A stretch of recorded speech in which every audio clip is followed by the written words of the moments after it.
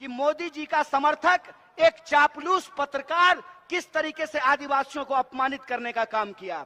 वो जो बेशरम पत्रकार था, वो टीवी पे आकर के कहता है कि आदिवासियों को जंगल में रहना चाहिए। अरे हमारे पुरखे जंगल में रहते रहे हैं, हमको जंगल में रहने से परहेज नहीं है, लेकिन जितना यह देश तुम्हारा है उतना ही देश हमारा भी है। ऐ भाजपा वालों, जितना दम है उतना दम लगा लो। हमने तुमको, तुम्हारे आकाओं को, अंग्रेजों को हराया था, हम तुमको भी हराएंगे, इस बात को याद रखना।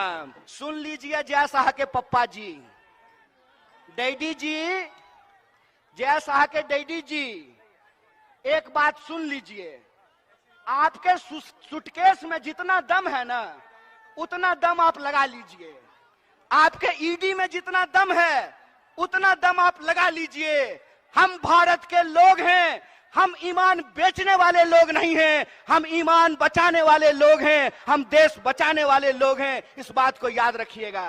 कहते हैं ना कि जब किसी इंसान को सत्ता मिलती है तो अहंकार सर चिढ़ करके बोलता है, और जब किसी का अहंकार सर चढ़ के बोलता है तो ये जनता है, ये आप लोग हैं जो अपने वोट की ताकत से लोगों को कुर्सी पे बिठाते भी हैं और कान पकड़ करके कुर्सी से नीचे भी उतारते हैं। यह बात आपको याद रखना पड़ेगा। और अगर हम एकजुट रहेंगे तो हमको कोई हरा नहीं सकता है, कोई माई का ताकत लाल जो है हमारी ताकत हमसे छीन नहीं सकता है। जब देश में बह रहा हो अन्याय की आंधी तो न्याय के लिए लड़ रहे हैं राहुल गांधी, इस बात को याद रखिएगा। जहां जहां होती है भारत जोड़ो न्याय यात्रा की आहट, वहां बढ़ने लगती है भाजपाई घबराहट। मैं आपको याद दिलाना चाहता हूं कि पिछली 31 जनवरी को इस देश में लोकतंत्र की भी हत्या करने की कोशिश की गई। आप जानते हैं कि किस तरीके से चंडीगढ़ में मेयर का इलेक्शन हो रहा था और मेयर के चुनाव में भाजपा के पास संख्या नहीं थी, भाजपा के पास बहुमत नहीं था, और आम आदमी पार्टी और कांग्रेस पार्टी के पास बहुमत होने के बावजूद, इंडिया अलायंस के पास बहुमत होने के बावजूद 8 वोट को इनवैलिड करके भाजपा का मेयर बनाया गया। जब चंडीगढ़ में यह साजिश रची जा रही थी, ठीक उसी वक्त झारखंड की इस महान भूमि पर एक भाजपाई साजिश रची जा रही थी। और वो भाजपाई साजिश क्या थी?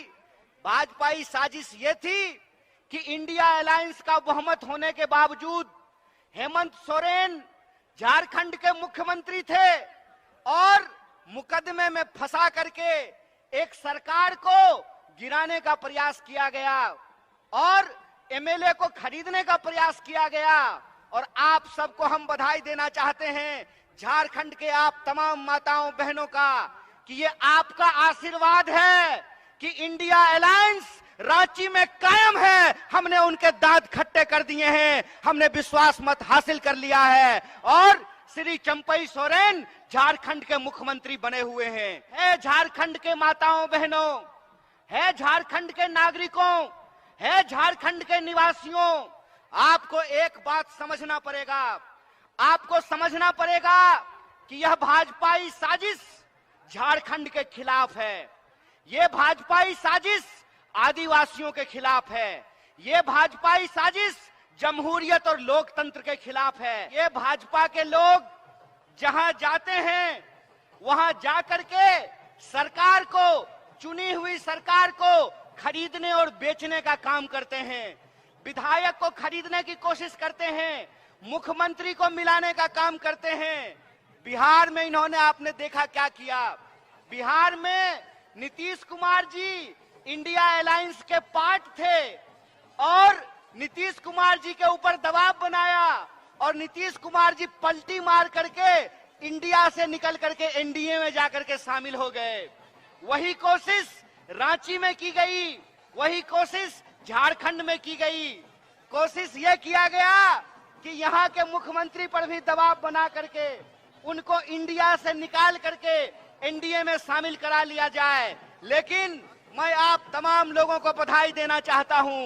मैं झारखंड की इस महान भूमि की महान जनता को बधाई देना चाहता हूं कि आपने भाजपाई साजिश को नाकाम किया और उनको बता दिया कि हम बिकने वाले नहीं हैं, हम बेचने वाले नहीं हैं, हम इस देश को बचाने वाले लोग हैं। ऐ भाइयों और बहनों, एक बात याद रखिएगा, बिन हवा न पत्ता हिलता है, बिन लड़े न कुछ भी मिलता है। इसलिए हमको अपने हक और अधिकार के लिए लड़ना पड़ेगा।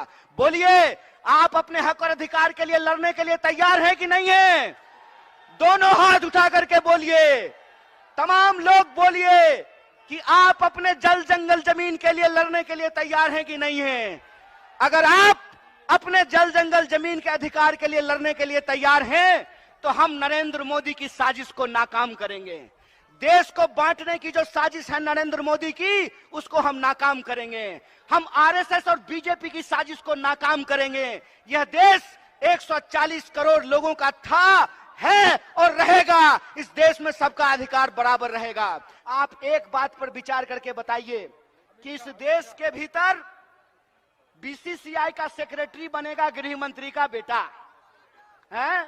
मतलब बीसीसीआई के सेक्रेटरी को बनाने के लिए गृह मंत्री जी तैयार हैं। गृह मंत्री के बेटा को मिलेगा बीसीसीआई का सेक्रेटरी और आम लोगों के बच्चों को मिलेगा 4 साल की ठेके वाली नौकरी। तो हम कहना चाहते हैं कि यह जो ठेके वाली नौकरी है, इसको बंद करना पड़ेगा।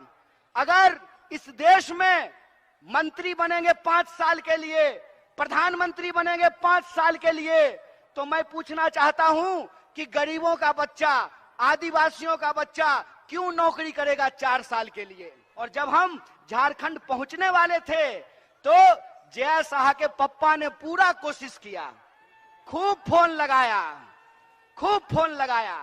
खूब जो है विधायक खरीदने की कोशिश की। लेकिन आप झारखंड की जनता महान है, आपके नेता महान हैं कि उनका दौलत रखा रह गया, उनका सूटकेस रखा रह गया।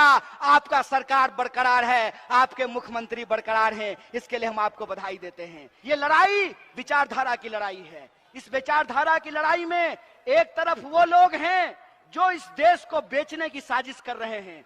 वो क्यों कर रहे हैं कि वो बड़े बड़े धन्ना सेठों से चंदा लेते हैं और चंदे के दम पर मीडिया को खरीदते हैं और जनता के सवालों को गुमराह करने का काम करते हैं। इसीलिए मैं कहता हूं कि इस मॉडल के खिलाफ हमको आवाज उठाना पड़ेगा। ये मॉडल है कि तुम मुझे चंदा दो, मैं तुम्हें धंधा दूंगा। ये मॉडल हमको समझना पड़ेगा। हमको ऐसा मॉडल चाहिए जो हमारे बच्चों को नौकरी दे, जो किसानों को उनके फसल का दाम दे, जो मजदूरों को मजदूरी दे, जो महिलाओं को आत्मसम्मान दे, जो आदिवासियों को जल जंगल जमीन का अधिकार दे। और आपको यह बात ध्यान रखना पड़ेगा कि अगर हम एकजुट नहीं रहेंगे तो ये हमको बार बार अपमानित करने का काम करेंगे। आपने देखा कि मोदी जी का समर्थक एक चापलूस पत्रकार किस तरीके से आदिवासियों को अपमानित करने का काम किया। हेमंत सोरेन के नाम पर, हेमंत सोरेन के बहाने किस तरीके से उन्होंने आदिवासी अस्मिता को अपमानित करने का काम किया।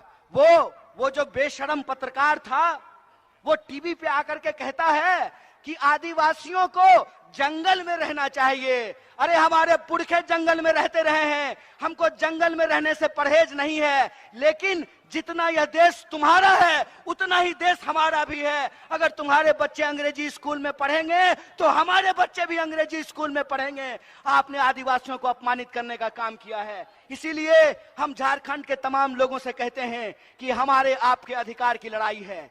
इस अधिकार की लड़ाई में 5 तरह के न्याय को सुरक्षित करके एक मुट्ठी की तरह हमको एकजुट रहना पड़ेगा।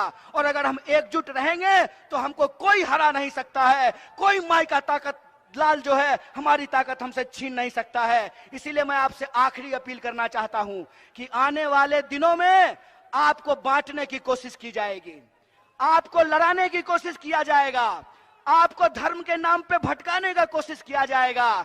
आपको एकजुट रहना है। बोलिए, आप एकजुट रहेंगे कि नहीं रहेंगे? अगर आप एकजुट रहेंगे तो हम आपसे वादा करते हैं कि यह इंडिया अलायंस न सिर्फ भारत को बचाएगा बल्कि आने वाले दिनों में हम तमाम आम आवाम के लिए एक बेहतर भारत का निर्माण करेगा। इसी आशा और विश्वास के साथ जो हमारे झारखंड प्रदेश कांग्रेस कमेटी के तमाम नेता यहां मौजूद हैं, उनका शुक्रिया अदा करते हुए और आप सबका शुक्रिया अदा करते हुए अपनी बात को खत्म करूंगा। शुक्रिया। इनकलाब जिंदाबाद। जय जोहार, जय जोहार, जय जोहार, जय जोहार, जय झारखंड, जय हिंद, जय भारत, जय कांग्रेस।